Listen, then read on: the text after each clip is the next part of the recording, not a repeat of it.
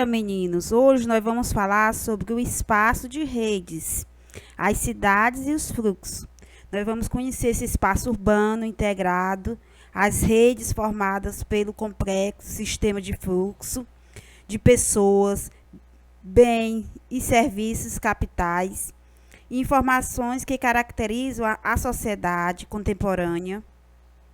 Nós vamos conhecer como as cidades são as principais que articulam este fluxo, permitindo a distribuição de bens e serviços. Aí a tia vai colocar uma videoaula com esse conteúdo para vocês assistirem. Na próxima aula, nós vamos debater sobre este conteúdo. Então, vocês assistam a aula falando sobre hierarquia de cidades, esses centros regionais, conhecendo cada um desses espaços que é de fluxo de pessoas, de bens, serviços, capitais e informações, que caracterizam a sociedade contemporânea. Então, observe a videoaula e na próxima aula nós vamos continuar discutindo sobre esse tema. Nós vamos conhecer os lugares centrais, as cidades metropolitanas e, ao mesmo tempo, corrigir a nossa atividade que foi para casa, tá bom? E até a próxima aula, meus amores. Olá, e hoje, foi preparada uma aula com muito carinho e anotem, por favor, o nome da nossa aula de hoje. Na tela para vocês fazerem esse registro, por favor. A nossa aula se chama Fluxos e Redes Geográficas. Ela foi preparada pela equipe curricular de Geografia, com a professora Mariana, o professor Sérgio Damiati, eu, Andréia, e a professora Milene aqui no estúdio. Então, vamos lá também anotar agora qual é a habilidade do currículo do Estado de São Paulo relacionada a essa aula. Então, essa é a nossa primeira aula da primeira série do segundo bimestre.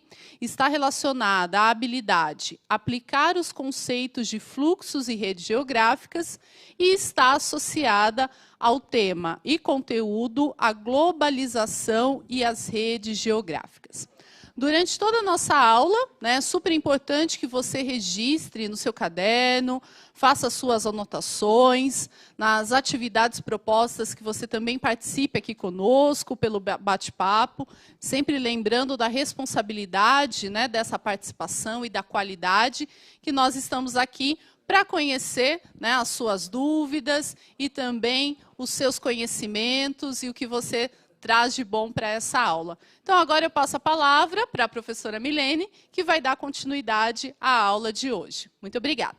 Obrigada, professora Andréia. Gostaria de aproveitar também e de agradecer a toda a equipe curricular, como a professora já colocou, a professora Mariana e também ao professor Sérgio, que trabalha aí em conjunto com a gente. Então, antes da nossa aula, eu gostaria de deixar um recado aí para vocês. Vai aparecer no slide, no próximo slide. Super importante a gente anotar esse momento. É o Parlamento Jovem Brasileiro. Aí vocês conseguem anotar o link de acesso. Então, nós estamos com as inscrições abertas para o Parlamento Jovem Brasileiro, que é uma iniciativa super bacana. Lembrando que as inscrições estão abertas até dia 30 de junho.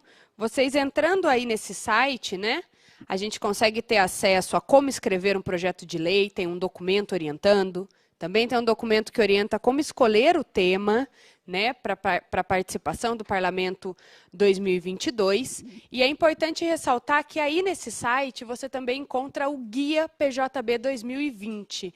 Então, ele é um guia super bacana que vai orientar e nortear aí a prática e a escrita de vocês para esse momento tão importante. Como nós estamos aí com o momento de inscrições aberta, dá tempo. Entrem no site, eu vou pedir para colocar mais uma vez aí para vocês anotarem. Entrem no site, tirem suas dúvidas, conversem com o professor de vocês. É muito importante a participação. Tá ok? E aí, professora, qual é esse momento tão importante, participar de um evento como o PJB? Isso mesmo, professora Milene, estudantes. É importante a gente lembrar, né, que ainda dá tempo de cadastrar, de inscrever o seu projeto. Essa é uma iniciativa, né, que os estudantes da nossa rede estadual cada vez mais têm participado. Então, fica aqui a nossa sugestão, converse com o seu professor e pense direitinho no seu projeto, principalmente relacionado à área de ciências humanas. E agora, então, a gente vai falar de globalização, não é isso, professora? Muito bem, professora, nós vamos dar início aí à nossa temática, à nossa aula. Nós vamos falar hoje de fluxos e redes geográficas. E aí eu inicio com um questionamento. Esse questionamento vai aparecer para vocês na tela.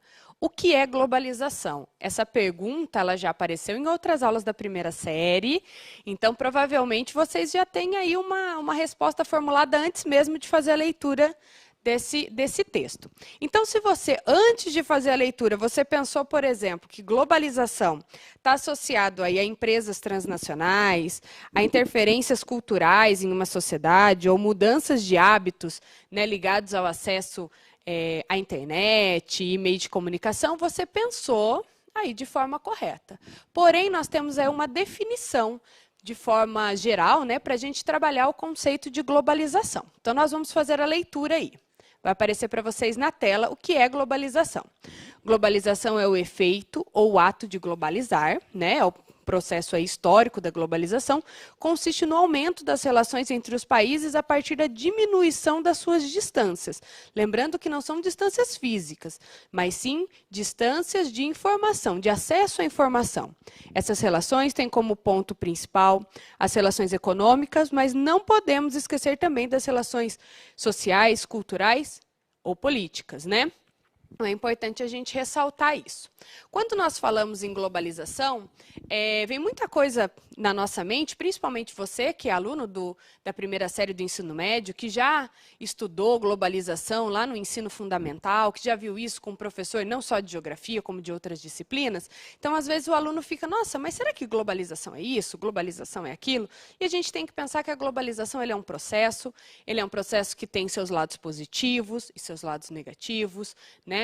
E como eu disse inicialmente, a globalização ela traz algumas características, né, como o aumento das relações econômicas, o aumento do acesso à informação, né, esse encurtamento das distâncias, que não são distâncias físicas, como eu já disse, os avanços tecnológicos, né, e na comunicação, que isso também são características da globalização, e também nós temos alguns pontos que nós tratamos como ponto de atenção, né, que é a concentração das riquezas por parte de transnacionais e também a descaracterização de alguns aspectos culturais regionais. Então, esses seriam pontos de atenção quando nós falamos de globalização. É lógico que existem outros, e tenho certeza que o professor de vocês vai trabalhar isso nas próximas aulas.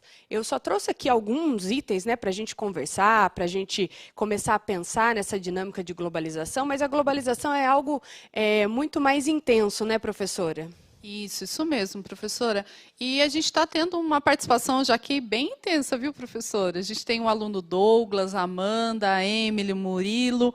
Eles falaram que a globalização tem relação com a economia e o comércio, né? Então, quando você fez aquela chamada, né, o que é processo de globalização, e que já não é um assunto que já foi proposto aqui nas aulas, é interessante ver o quanto vocês são participativos e estão trazendo os conhecimentos aqui para a aula. Muito bem, a gente fica muito feliz quando a gente tem esse retorno dos alunos, né, participando aí de forma colaborativa e utilizando essa ferramenta para trazer realmente comentários que contribuem para a nossa aula. Então, aproveitando agora, nós vamos relembrar um pouquinho de alguns aspectos para que a gente consiga compreender um pouco o conceito que nós vamos estudar hoje, que é fluxos e redes geográficas. Então, vamos relembrar um pouquinho das nossas fases da globalização, né? Lembrando que alguns autores dividem aí o processo, para facilitar o entendimento desse processo, em 4 etapas. Então, nós vamos ver as 4 fases, as 4 etapas da globalização. Olha que interessante, a primeira fase aí, que tem início no século XV, ele traz aí coisas ligadas às grandes navegações e à Revolução Industrial. E olha que bacana essa imagem, né? Que é uma imagem de uma caravela, que é uma caravela de origem moura, né, muito utilizada na época das grandes navegações, das descobertas marítimas.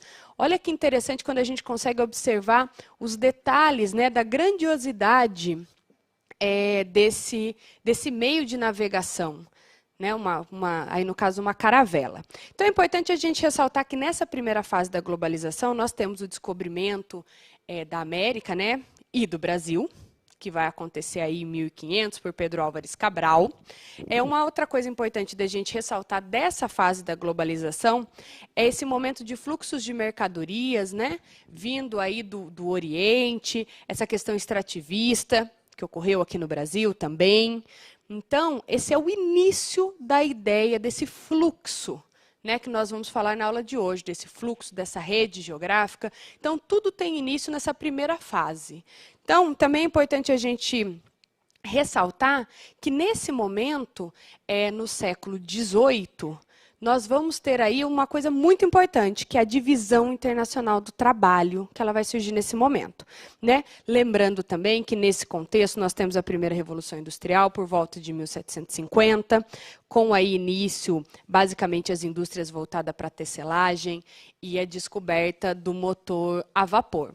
Então, quando a gente fala da importância de entender as fases da globalização, é justamente para que a gente consiga entender esse início da ideia desses fluxos, dessas redes geográficas. Imagina aquela pessoa que está lá na Europa, vamos imaginar aqui, em Portugal, e ela está ali tomando um chá que veio com ervas da Índia. Olha que fluxo, né, de mercadorias, de mercado ocorreu nesse momento. Então, é importante a gente compreender a organização do espaço geográfico nesse momento. E agora nós vamos para a nossa segunda fase da globalização, que vai aparecer para vocês na tela. Aí já com uma intensa, né, a Revolução Industrial de forma mais intensa e a Segunda Guerra Mundial, né, como marco aí. Então, nós temos do século XVIII ao século XX. Então, o que é importante a gente até analisar nessa imagem, né? Olha, o que a gente observa? Uma intensa fumaça, né, oriunda aí dessa fase da industrialização. A gente começa a ver uma mudança no padrão de produção da população. Então, olha que interessante a mudança, né? A gente falou lá das grandes navegações, falamos do início da Revolução Industrial, e agora a Revolução Industrial de forma mais intensa, e também a Segunda Guerra. Então, o que é importante a gente ressaltar nesse momento? O fortalecimento do capitalismo industrial, e também a questão ligada ao capitalismo financeiro. O termo capitalismo financeiro, desculpa, vai ser cunhado nesse momento histórico da segunda fase da globalização. É interessante que, caso você tenha algumas dúvidas, às vezes nem sempre a gente consegue tirar aqui na aula, né, por conta do chat, até mesmo do tempo que nós temos aqui. Mas anote, converse com os seus colegas, converse com o professor, com o seu professor. Não necessariamente o professor de geografia, né? É um tema que abrange várias áreas. Lógico que eu tenho certeza que o professor de vocês vai trazer esse assunto para discussão, mas é importante que a gente sempre faça essa reflexão quando nós temos um assunto tão importante, né? E voltando aí para a nossa ainda segunda fase da globalização, vou pedir para que volte a imagem da segunda fase aí para vocês um pouquinho. Nós vamos ter aí o mundo passando por uma revolução industrial, que vai concretizar aí a escolha dessa imagem colocada aí para vocês. Nós vamos agora contextualizar um pouquinho a terceira fase, né? A terceira fase aí já com o fim da Segunda Guerra Mundial, a Guerra Fria, a queda do Muro de Berlim, né? E olha que bacana essa imagem que foi selecionada para vocês. É uma imagem do Muro de Berlim, né? Ele está todo aí grafitado, desenhado, né? E fica aí essa reflexão desse momento histórico para essa análise de fluxo geográfico. Então, a gente precisa ressaltar que esse momento de Guerra Fria é um momento de tensão, né? Lembrando que a Guerra Fria não é uma guerra de confronto direto, então não ocorreu uma guerra assim como a Segunda Guerra Mundial, mas sim uma guerra ideológica, né? Então, a gente vai ter aí a guerra, a disputa, né? Armamentista, espacial e bélica aí, e também ligada a assuntos tecnológicos entre os Estados Unidos e a extinta União Soviética, né? Essa ideia de capitalismo e de socialismo, essa disputa ideológica, ela vai acontecer nesse momento, justamente quando nós estamos passando pela terceira fase da globalização. Também é importante ressaltar aqui nesse momento o desenvolvimento que ocorreu, né, nessa etapa no transporte, nas comunicações, na informática, né? Ressaltando também que a queda do Muro de Berlim, ele enfraqueceu aí, né, todas essas questões geopolíticas ligadas nesse momento, e nós conseguimos observar a mudança que ocorreu no espaço e o fluxo geográfico. Então, nós temos lá as grandes navegações, depois nós temos assuntos ligados à Revolução Industrial, e agora nós temos um desenvolvimento do transporte. Será que quando nós falamos nesse momento, será que o transporte era o mesmo das grandes navegações? Não, nós sabemos que não, né?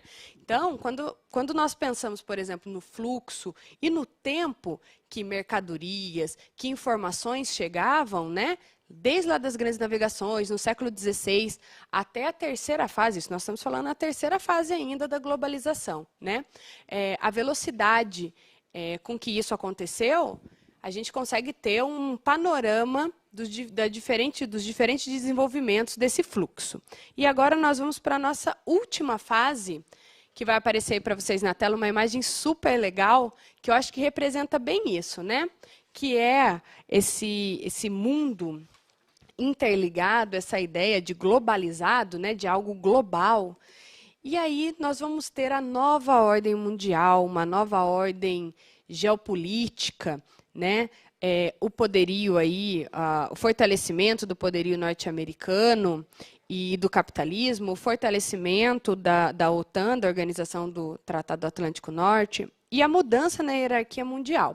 Lembrando que nós vimos isso em aulas anteriores, o que é especificamente a nova ordem mundial. Inclusive, até a espacialização, a divisão da regionalização. E olha esse mapa, como ele ilustra bem essa ideia de globalização, de fluxos, né, de fluxos intensos, de trocas de informações, e também aí, se a gente pode até levar isso, essa imagem, como meio de transporte, né, esse avanço que ocorreu historicamente. Então, por isso que é importante a gente fazer esse panorama, ter esse olhar, justamente para que a gente consiga discutir com embasamento as questões ligadas a fluxos e redes. Tá, ok? Então, nós vamos lá. Para aprofundar, vai aparecer aí para vocês na tela. Nós vamos acompanhar agora essas informações que está lá. Principais características da globalização. Então, a gente tem o aumento das relações econômicas entre os países, que nós já comentamos um pouquinho. Nós temos uma maior produção e consumo de bens e serviços globais. Lembrando que isso vai estar muito associado aos meios de transporte, né? Porque se eu vou consumir algo que vai ser considerado aí global, eu preciso ter um intenso fluxo dos transportes, né? Para que isso possa acontecer. Fluxo de informações intenso e rápido, surgimento de empresas multinacionais e transnacionais, surgimento de blocos econômicos e diminuição de barreiras comerciais, avanços tecnológicos e meios de comunicação. Então, nós vamos ter aí também, agora, no nosso próximo slide, nós vamos falar um pouquinho dos fluxos. Então, só para que a gente consiga compreender, nós falamos aí da importância da globalização, né, do processo histórico, geográfico, o olhar da geografia para a globalização, para poder chegar e contextualizar a importância desses fluxos. Então, nós vamos fazer uma leitura em conjunto aí, acompanhem aí. Então, fluxos, né?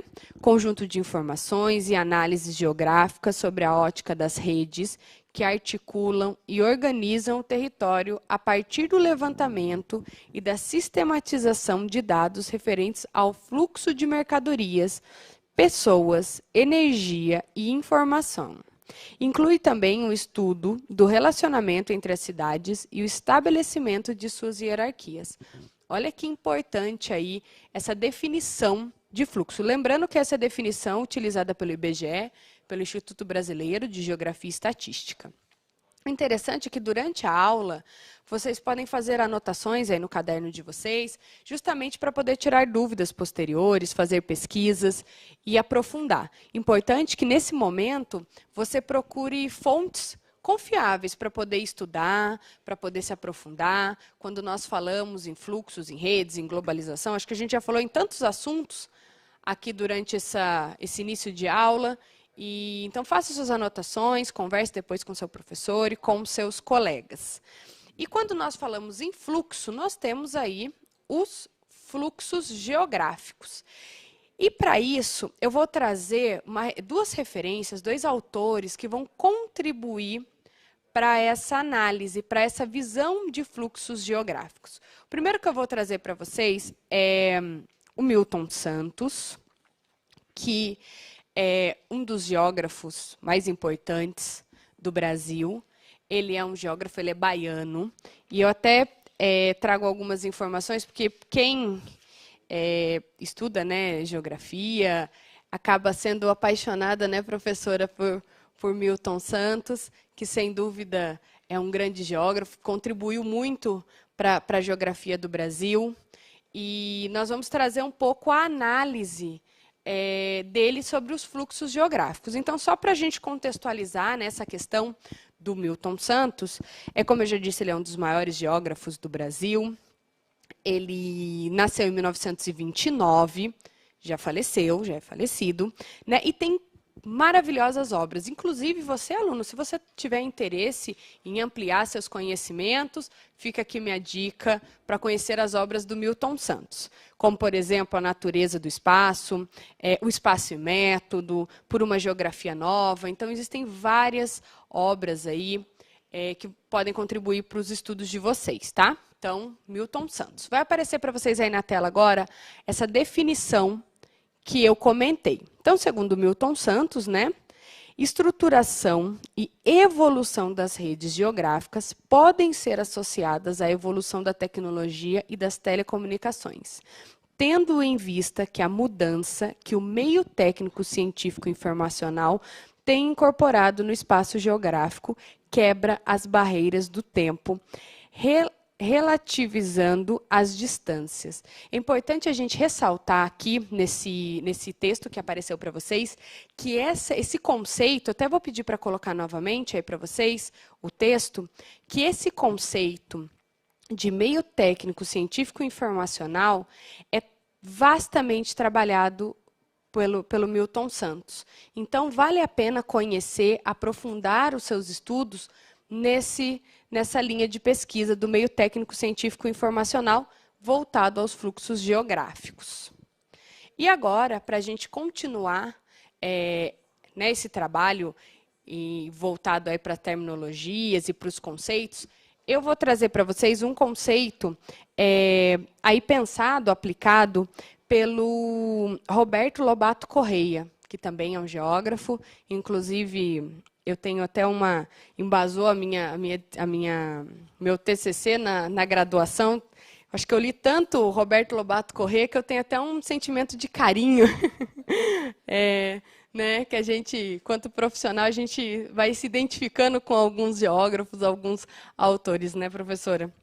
Então, só contextualizando rapidamente, ele é do Rio de Janeiro, nasceu em 1939, tem obras maravilhosas, vale a pena também, aluno, nesse momento, conhecer um pouco mais, né? Vale a pena. Então, algumas obras aí, O Espaço Urbano, A Rede Urbana, Região e Organização Espacial, e ele trabalha muito essa questão do espaço, né? Do espaço geográfico, a questão do território, da localização. Então, toda a obra dele é uma obra embasada, com um estudo, com uma análise muito bacana sobre esses assuntos. Então, vai ficar aí para vocês na tela, nós vamos fazer a leitura da visão dele sobre os fluxos geográficos. Então, segundo Roberto Lobato Correia, em seu livro, né, Trajetórias Geográficas, publicado aí em 2011, o mundo é conectado e interligado por meio das redes. Olha que bacana isso que ele ressalta aqui. Eu vou até ler novamente. O mundo é conectado e interligado por meio das redes. Tudo a ver com a nossa aula, né? Redes e fluxos geográficos. Diante disso, há inúmeros tipos de redes geográficas, que, por sua vez, possuem um papel ativo na configuração do espaço, como, por exemplo, redes viárias, redes bancárias, redes digitais, redes sociais, redes comerciais, redes de grandes corporações, entre outras. Então, olha que bacana isso que o professor Roberto Lobato Correia ele traz para essa nossa análise, né? O que são essas redes, o que são esses fluxos, né? Quando ele fala de redes sociais. Eu tenho certeza que você, aluno que está nos assistindo, deve ter, né, professora, deve acompanhar alguma rede social, né? Com certeza. Realmente, a professora Milene trouxe aqui duas referências, né, da ciência geográfica, que vale a pena realmente vocês pesquisarem um pouco mais sobre esses autores, sobre as suas obras, né, e quanto eles influenciaram, né, influenciam ainda no estudo do espaço geográfico, né. Então, essa retomada, professora Milene, foi importante, né, para essa aula de hoje. Vários estudantes aqui, né, falando bastante sobre a questão das fases da globalização, né? Então, foi muito importante a sua introdução sobre esses aspectos. Que bacana. Então, isso mesmo, né? Mais uma vez, agradecer aí os alunos que estão colaborando com a aula. Isso é muito importante para que a gente consiga até mesmo tirar as dúvidas de vocês ou trazer na próxima aula uma retomada. Então, é muito importante isso. Utilize esse espaço de forma consciente. E aí vai aparecer para vocês agora na tela um mapa super bacana, que é um mapa do IBGE, Telefonia Celular 2016.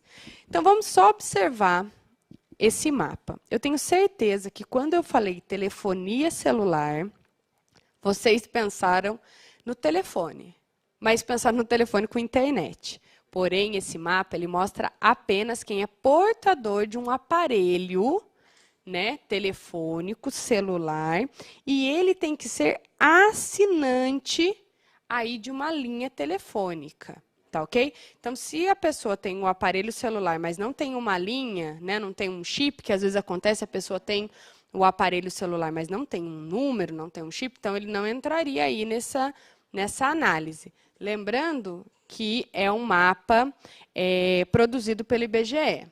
E eu vou só ressaltar alguns itenzinhos aí nesse mapa, que é o seguinte: é assinantes de telefonia celular por cada 100 habitantes, tá ok? Então, na verdade, é essa análise. E o interessante é que os países que aparecem em tom amarelo, mais clarinho aí para vocês, são países que têm menos, né, do que 25 pessoas, num grupo de 100, com acesso à telefonia celular, não é a internet.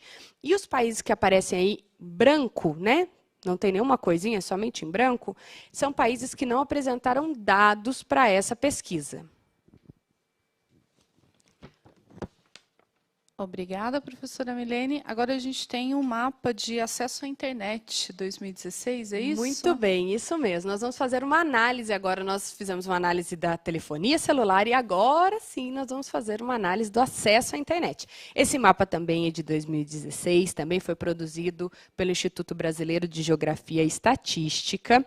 E olha que interessante. Ele mostra aí o acesso à internet em porcentagem. Então, quantos por cento da população tem acesso à internet?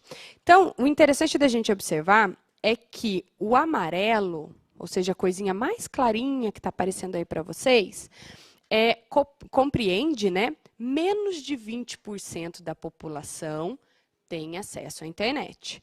E o vermelho mais forte, isso significa que mais de 80% da população tem acesso à internet. Então, se a gente analisar o Brasil está entre 60% e 80% da população tem acesso à internet. Lembrando, né, que a internet aí, ela traz inúmeras facilidades para o nosso dia a dia. Certo, professora? Isso mesmo, professora. Esse assunto a gente terá a oportunidade de voltar em outras aulas, discutir um pouco mais, né? Porque realmente a gente, quando fala em acesso à internet, a gente tem que lembrar da questão da desigualdade e outros tantos fatores, né, que levam a essa distribuição, né, da questão do acesso. Nas aulas de geografia é sempre importante, né, você ter acesso a um planisfério político, né, que ajude você a fazer a localização dos países, das regiões. Então, fica essa sugestão. Agora a gente vai chamar um vídeo, né, da TV Brasil, uma reportagem que se chama Acesso à Internet chega a 39 milhões de residências. É um vídeo de aproximadamente 2 minutos e meio. Por favor, acompanhem, anotem as suas dúvidas e daqui a pouquinho a gente volta a conversar um pouco mais com a professora Milene. Até já! O número de domicílios brasileiros com acesso à internet segue crescendo no país. Chegou a mais de 39 milhões de residências e o telefone celular se consolidou como a principal forma de conexão com a rede nas residências de todas as regiões do país. Os dados são da Pesquisa Nacional por Amostra de Domicílios, a PNAD, sobre tecnologia da informação e comunicação, de 2015. O levantamento mostra que em 92% dos domicílios brasileiros, o acesso à internet se deu pelos celulares, enquanto o uso do computador para se conectar, em queda, registrou 70%. A casa do Matheus, aqui em Brasília, representa bem essa situação. Ele e boa parte da família trocaram o microcomputador pelo aparelho celular. Eu uso muito mais pelo celular e pelo iPad. Acho que a internet evoluiu de tal forma que meu computador quebrou e eu nem precisei arrumar. As coisas da faculdade eu fazia no próprio iPad e no celular mesmo, mas os programas que eu quero ver é tudo através da internet. Vejo muito pouca televisão. O número de brasileiros que possuem um celular também segue crescendo. Em 10 anos, o aumento chega a quase 150%. Em 2015, cerca de 139 milhões de pessoas com 10 anos ou mais tinham um aparelho. Já o acesso à televisão segue em alta. No ano passado, os equipamentos estavam presentes em mais de 97% dos domicílios. E pela primeira vez, o número de televisores de tela fina, como as de LCD, ultrapassou os modelos de tubo mais antigos. O acesso à TV aberta digital também cresceu quase 15% entre 2013 e 2015. No Sudeste, mais da metade das casas já tem acesso ao sistema mais moderno, que está sendo implantado em todo o país. Tem aquele grupo ainda de 19,7% dos domicílios, que equivale a cerca de 13 milhões de domicílios, que não tem acesso a nenhuma dessas três modalidades. E é justamente o grupo que deve ter maior atenção, porque está em processo o desligamento do sinal de TV analógico.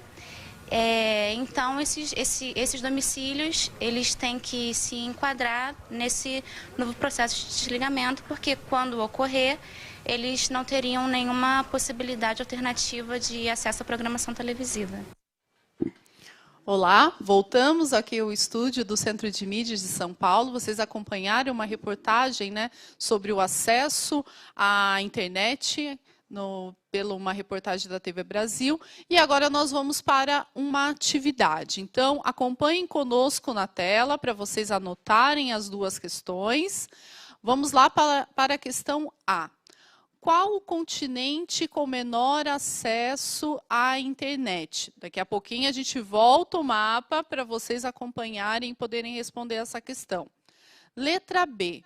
Liste 3 usos da internet no seu dia a dia. Então, essas são as duas questões, por mais alguns instantes para vocês anotarem. E agora a gente volta na tela, né?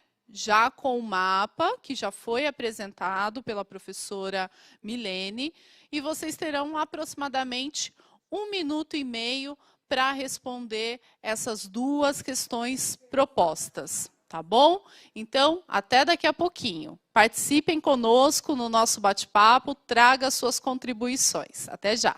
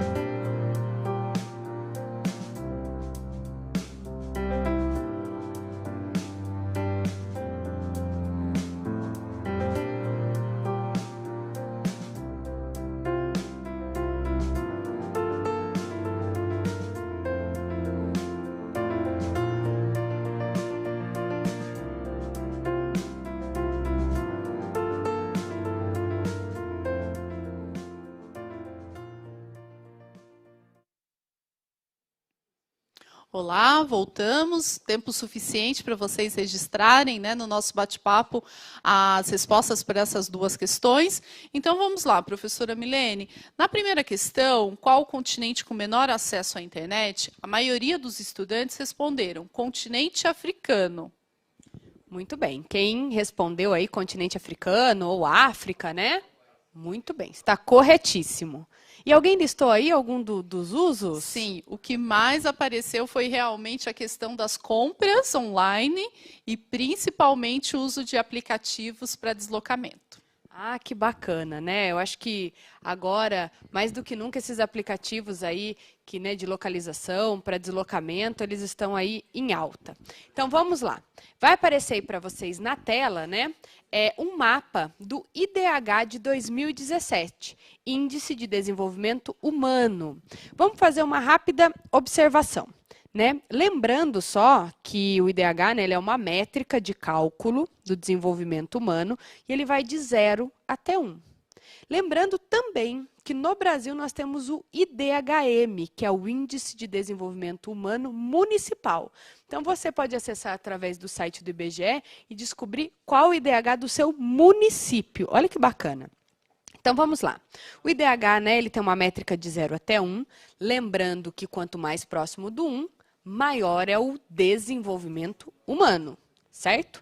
Então, os países que aparecem em amarelo têm esse índice muito baixo, e o que aparece de verde bem forte, aí é o muito alto, certo?